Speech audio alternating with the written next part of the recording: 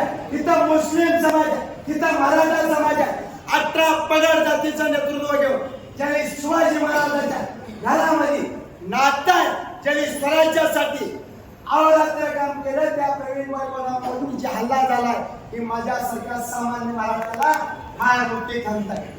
अरे माझं चॅलेंज आहे तुम्हाला, इथं प्रशासनामध्ये अधिकारी असतील, सिव्हिल ड्रेस मध्ये पोलीस, आणि तुम्ही प्रवीण नानावर साहेब भेटले आहे. उद्याच्या येणाऱ्या गुरुवारी महान भागवतवर सुद्धा चपला फेकणार आमच्या सारखा कार्यकर्ता तुम्हाला जर बहुजनाची दखल घ्यायची नसले तर आम्हाला हे रस्त्यावर उतरून करावं लागेल.